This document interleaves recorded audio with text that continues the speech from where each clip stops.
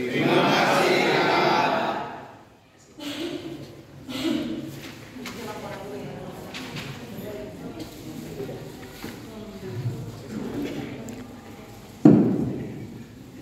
Assalamualaikum warahmatullahi wabarakatuh. Waalaikumsalam. Salam sejahtera bagi kita semua dan salam pramuka. Baik kakak, sebelum kita memulai tentang dunia penggalang, saya minta kakak semuanya berdiri dulu yuk. Ya, biar kita bergerak sedikit gitu ya. Oke, masih ingat lagunya pada hari Minggu? Oh ya, hari ini hari apa? Besok ya, ya pada hari Minggu masih ingat lagunya? Oke, seperti biasa, kalau kades itu lagu dengan bergerak gitu ya. Oke, perhatikan kakak. Yang pertama, satu, terus motion, 2, 3, boleh klik ke kanan lah pokoknya. 4, perut, 5, 6, 7, 1, 2, 3, terus motionnya. 1, 2, 3, 4, 5, 6, 7. Bisa? Baik, kita akan nyanyi dengan lagu pada hari Minggu ya. Oke, are you ready? Oke, let's begin. 1, 2, 3. Pada hari Minggu ku turut ayah ke kota, naik delman istimewa, ku duduk di muka, ku duduk samping Pak Kusir yang sedang bekerja, mengendarai kuda supaya baik jalannya. Tuk tik tak tik tuk tik tak tik tuk tik tak tik tuk tik tak tik tuk tik tak, suara sepatu kuda lagi. Tuk tik tak tik tuk tik tak tik tuk tik tak tik tuk tik tak tik tuk tik tak, suara sepatu kuda. Baik, terima kasih. Silakan duduk kembali. Baik kak, sebelum kita memasuki dunia penggalang, nih Kak Sisi mau nanya dulu nih. Sebelum lomba penggalang apa dulu ya? Siaga. Oke, untuk tingkatan siaga apa saja? Siaga, mula, bantu, dan tata ya. Oke, siaga, mula, bantu, dan tata. Nah, kita lanjutkan ke penggalang. Berarti kita next ya, kita sudah tahu nih siaga tuh tingkatannya apa saja.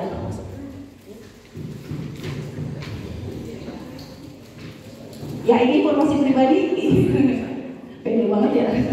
Boleh, ini nomor saya, nomor HP. Kalau mau sharing-sharing atau bertanya silakan. Mau nanyakan nomor sepatu ya boleh. Nggak just gini ya. Oke. Ya, ini ada lagu Ini Dunia Penggalang. Mungkin kakak ada yang sudah tahu? Belum? Baik, kita akan menyanyikan sama-sama ya. Ya, lagunya seperti ini. Contoh. Ini dunia kami, dunia penggalang, tempat kami bermain sambil berkarya. Ini dunia kami, sama-sama yuk.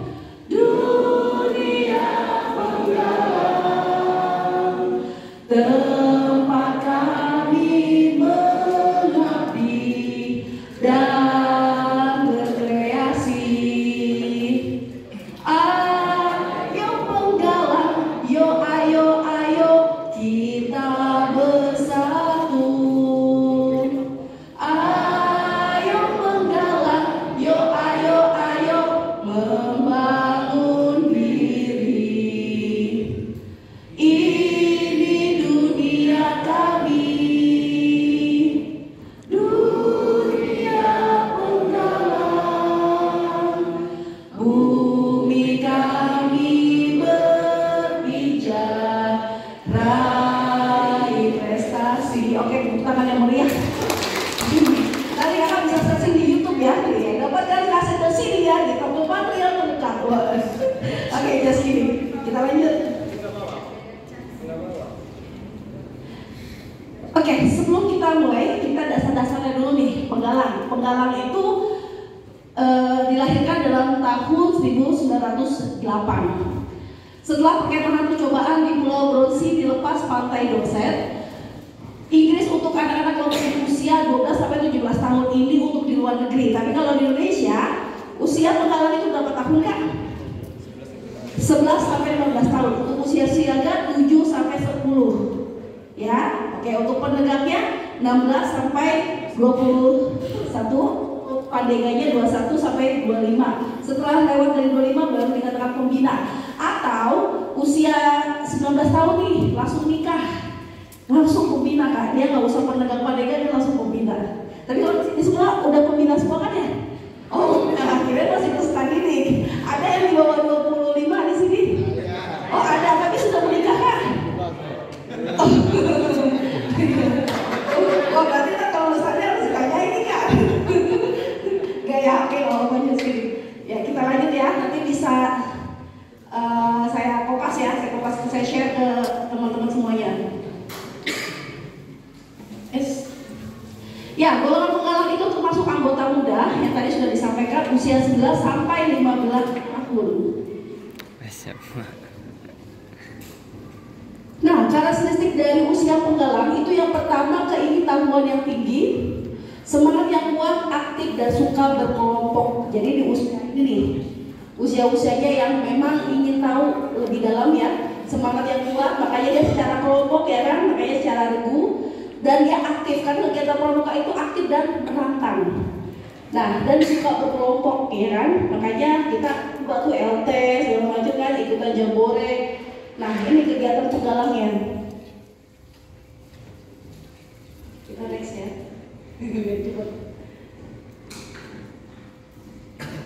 Baik, untuk kondisi kejiwaan dari penggalang tersebut, yaitu merasa sudah besar, berpikir kritis, mudah terjadi identifikasi yang sangat emosional, minat dan aktivitasnya mulai mencerminkan jenis kelamin secara menonjolkan, dan pengaruh kelompok sebaya sangat kuat.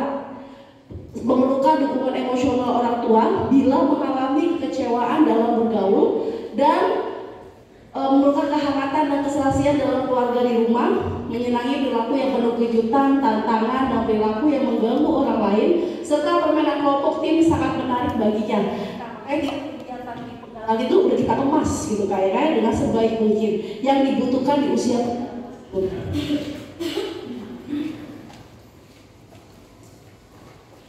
Nah, istilah penggalang ini seperti ini.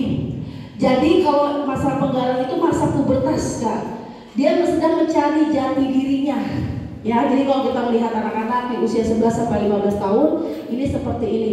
Dan kalau istilah penggalang itu dalam sejarah itu diambil dari perjuangan bangsa pada tahun 1928. Masa menggalang masyarakat menuju kemerdekaan. Jadi menurut dengan golongan, itu golongan siaga, penggalang penegak pandega, itu semua ada arti dalam sejarahnya. Nah, di sini ada kode kehormatan penggalang, Trisatya, ya, janji, ketiga janji. Nah, ini yang harus nanti kakak hafalkan, ya. Nanti sebelum kita ada paspor nih ya, sebelum masuk kelas, kakak-kakak harus hafal Trisatya. Ya, nanti kebetulan besok petugas piketnya saya. Sebelum masuk ke kelas, kalau nggak hafal nggak boleh masuk. Ya, jadi harus hafal Trisatya, ya kan? Sampai ngapalin itu. Kalau udah hafal baru bisa masuk ke ruang kelas ya. Setuju ya, deal ya? Ya, karena kebetulan besok saya piket nih. Jadi harus hafal Trisatya. Nah, dari malam deh tuh hafalkan ya Trisatya. Nah, di sini dasar dharma. Ya, ada 10. Taci papare rahim besuk gitu. Saya kalau hafalinnya seperti itu. Ya, nanti bisa cari ya di SKU ya kan? Nah, besok wajib bawa SKU. Tapi dipinjemin sih, dipinjemin, tapi kalau punya pribadi lebih enak. Oke, kecakapan umum penggalang nih dalam kepramukaan. Kecakapan umum itu diartikan sebagai ukuran terhadap proses pendewasaan. Tingkat kedewasaan itu dengan mengamati area pengembangan spiritual, emosional, sosial, intelektual, dan fisikal. Nah, di sini tingkatannya ramu, rakit, dan kerap. Ya, jadi gambar tanda kecakapan umum itu berbentuk huruf V ya. Oke, huruf V itu ramu, yang double itu rakit, yang 3 triple itu kerap. Nah, jadi mengibaratkan bahwa pramuka itu pramuka penggalang yang riang, lincah, dan menarik sebagai calon tunas bangsa yang sedang berkembang. Ya, gambarnya seperti ini.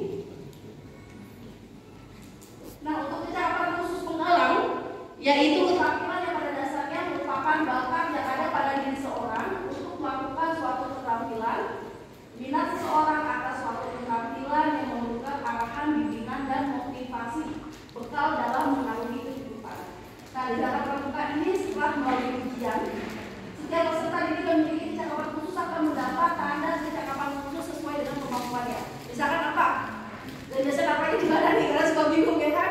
Misalkan minimal tuh ada 5 ya, maksimal ada 5 di sini ya. Oke, cabang khusus itu seperti apa contohnya? Misalkan anak itu rajin menabung, betul, masak ya, bisa apa lagi?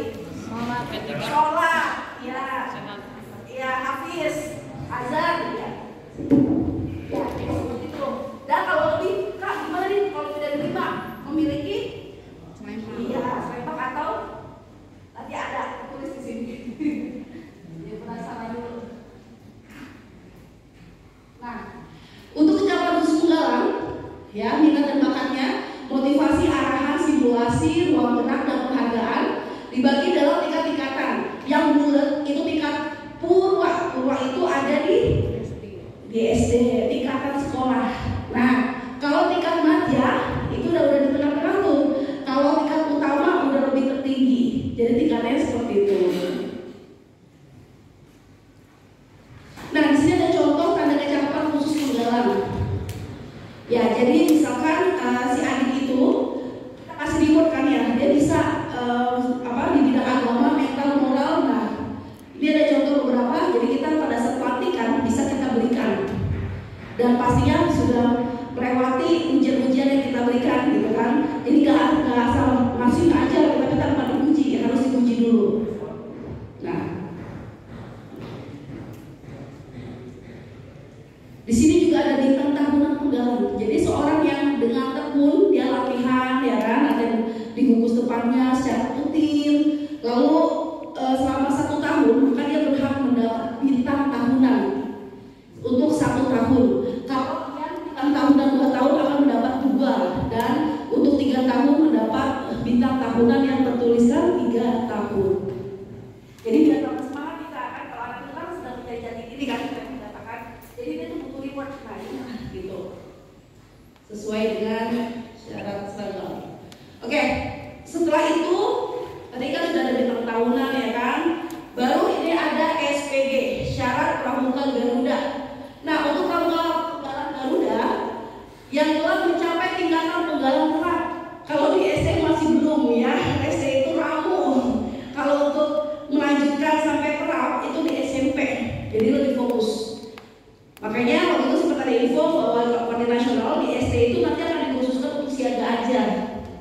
Nanti SMP baru penggalang, karena kalau di SD kan hanya pengenalan aja kan, sayang pandang sampai tingkat ramu. Makanya saya pernah lihat tuh ada SD sudah terap, luar biasa gitu kan. Karena kan di situ udah ada hitungannya berapa tahun, sedangkan dia usia 11 tahun aja ada yang kelas 5 ya kan, ada yang kelas 6 juga gitu. Jadi ya sebaiknya hanya ramu saja yang di SD.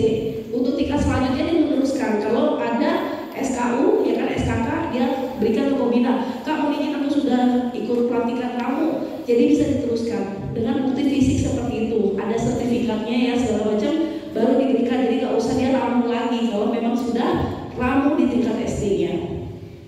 Baru kalau sudah lengkap dia bisa mengejar pramuka Garuda.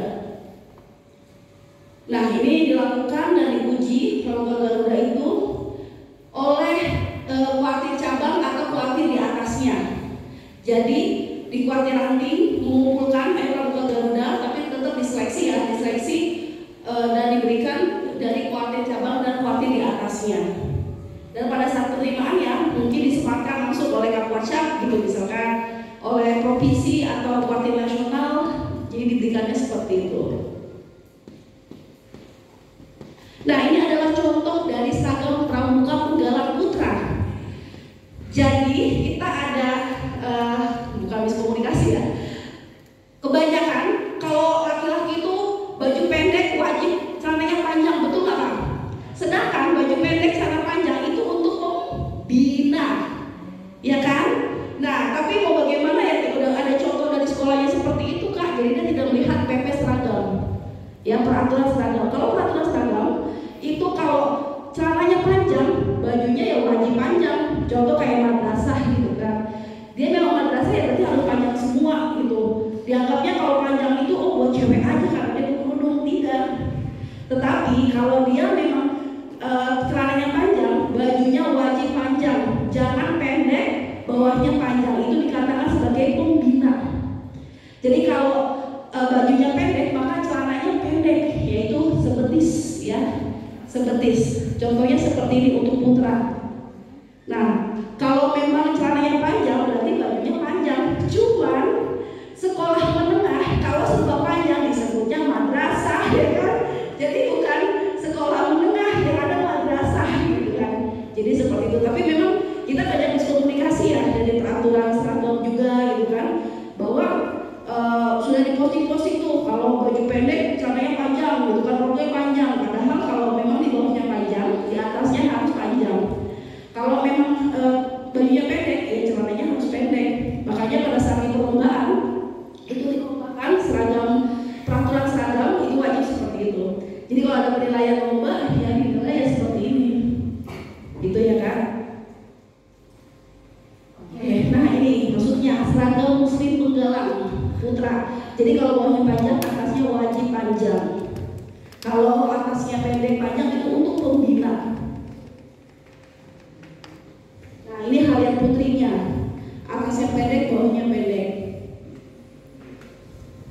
Nah atasnya panjang, bawahnya panjang, berkerudung. Nah ini ada tanda-tanda di penggalang ya. Oke, kita buka semua.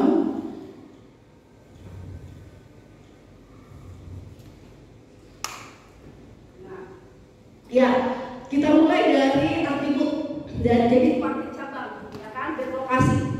Kalau kita kuartit Bekasi, ya kan, kota Bekasi, lalu ada nomor gugus depan dan kuartit daerah di Jawa Barat. Oke, setelah itu nemtek wajib karena ini di Amerika kita kan, ya kan, masa nggak ada nama, orang nama cuma 5.000 gitu kan, harus ada nama. Jadi biar menandakan, oh namanya ini gitu, jadi bisa tahu. Ya, setelah itu, ya dari kiri dulu deh, kanan dulu. Nah kalau untuk putra itu warnanya kotak ya. Ya, bunga lilinya di kanan dan rapel ada latihnya di sebelah kiri, kantong kiri. Kalau untuk putri itu bulat ukurannya dan hanya Indonesia, pramuka aja di Indonesia yang seperti itu. Jadi kalau di luar negeri itu memang bentuknya bulat untuk wozem atau bunga lilinya. Kita ngomongin bunga lili ya, karena terkenalnya bunga lili kan. Kalau wozem apa tuh wozem gitu kan ya? Karena kan wozem itu organisasi kan, dunianya seperti itu.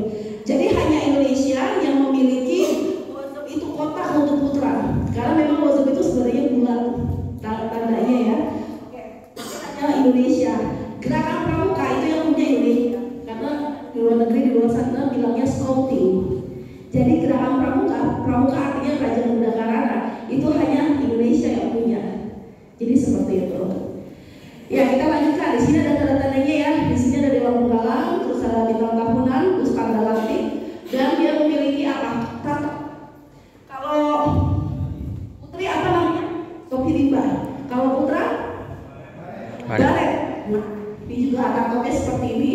Tanda regu, jangan lupa di sebelah kiri tanda regu. Dan dia golongan tingkatnya apa? Penggalang, ramu ya, ramu. Oke, kita lanjut. Nah, yang tadi kita bilang yang dibilang katanya selempang. Kalau selempang itu yang tadi pada saat upacara kakak pelatih pakai, itu namanya selempang. Dan itu ada artinya. Arti kalau dia dipakai peserta didik itu namanya tertampang TKK. Jadi untuk penawar TKK. Ya, jadi lebih dari 5 nih dapatnya ya kan, yang telah dia ujikan dia dapat itu bisa ditaruh di tampang. Ya, nanti juga dirapikan kan, bisa kelihatan kan seperti itu. Oke, kita lanjut. Nah, untuk pasukan penggalang, apa sih arti dari kata pasukan? Nah, ini tempat anggota suku berkumpul. Kiasan dasar pasukan penggalang yaitu pasukan perjuangan kemerdekaan. Artinya nih, filosofinya yang menggalang persatuan dan membangun jiwa patriotisme dan nasionalisme. Itu artinya pasukan yang memiliki filosofinya. Nah, untuk pasukan ini yang pertama terdiri dari minimal 24 dan maksimal 32. Tes. Nah, dan terdiri dari minimal 3-4 regu.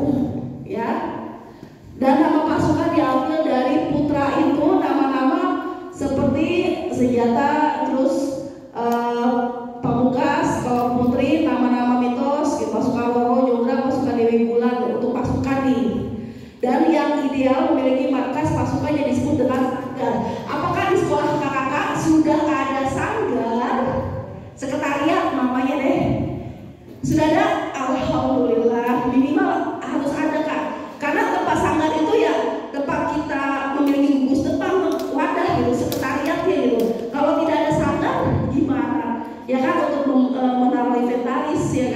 kegiatan-kegiatan kita kebanyakan harus memiliki sanggar atau sekretariat. Walaupun kecil atau gimana nggak apa-apa, yang penting ada sekretariat. Dan dipimpin seorang ketua yang disebut pratama yang dipilih berdasarkan musyawarah pasukan. Oke, untuk regu merupakan satuan terkecil dalam pasukan penggalang, ya kan, minimal 6 sampai 8 orang nih. Terus kata regu itu sebagai atau tempat untuk meronda, arti filosofi dari regu. Lalu nama regu diambil dari lambang binatang. Kalau untuk putra ya, kalau untuk putri dari nama bunga yang dicantumkan dalam bendera regunya. Dan anggota regunya harus memiliki tali berukuran 10 meter dan tongkat berukuran 160 cm.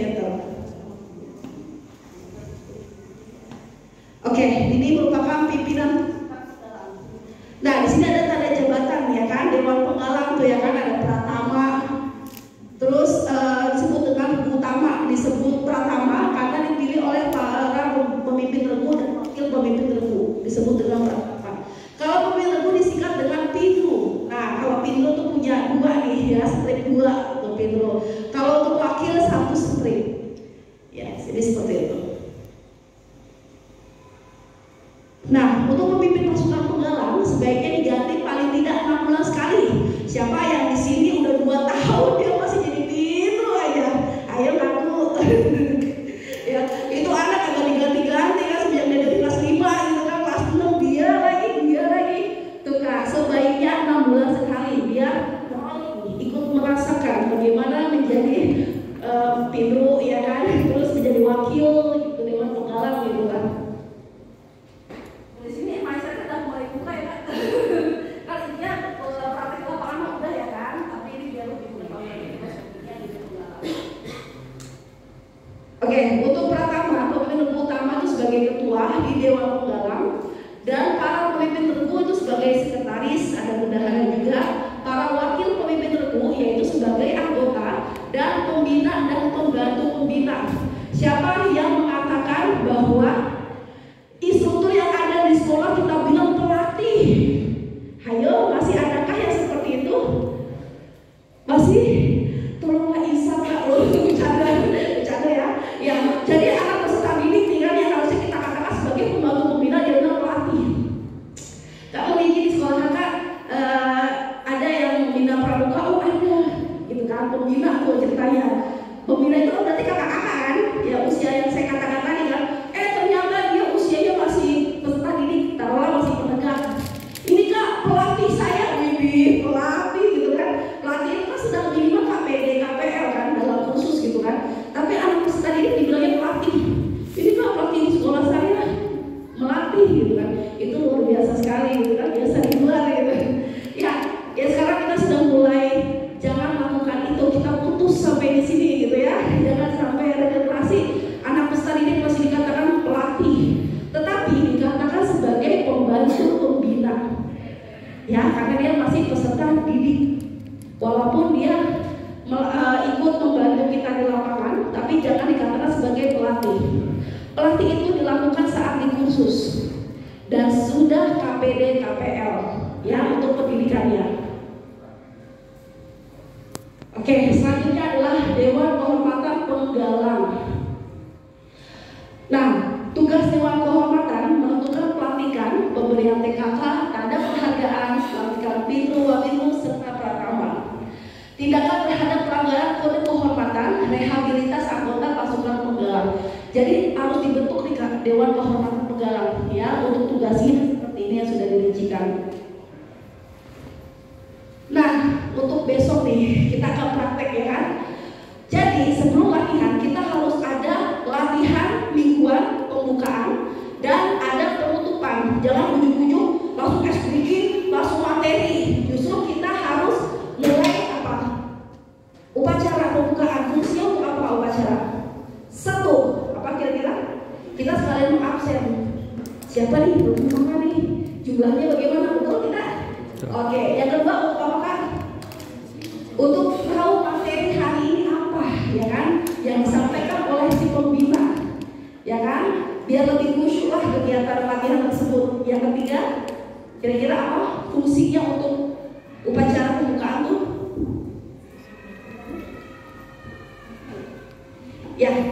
Nah, besok kita praktek pagi ya. Jadi ada upacara pembukaan dan upacara penutupan. Jadi fungsinya upacara yang dikatakan tadi, yang pertama bisa mengabsen.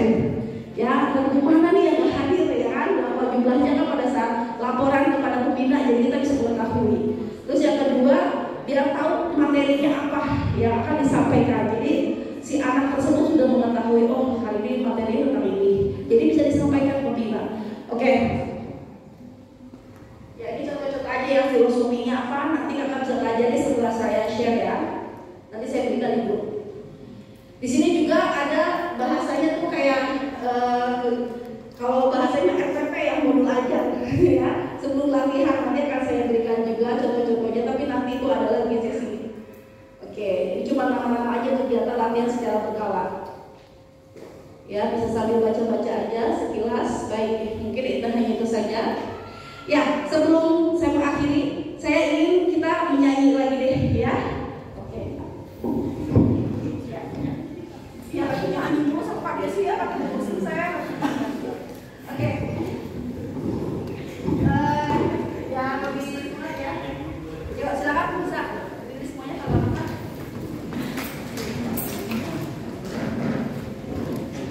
Ya, yang pertama kita nyanyi siaga. Pertama dulu, Pramuka Praja Muda Karana, siaga mula berdiri kata penggalan ramu rakit dan terang. Yuk, ya kita saling mengingat ya tingkat golongan tersebut. Oke, are you ready? Ready. Let's begin. Pramuka Praja Muda Karana.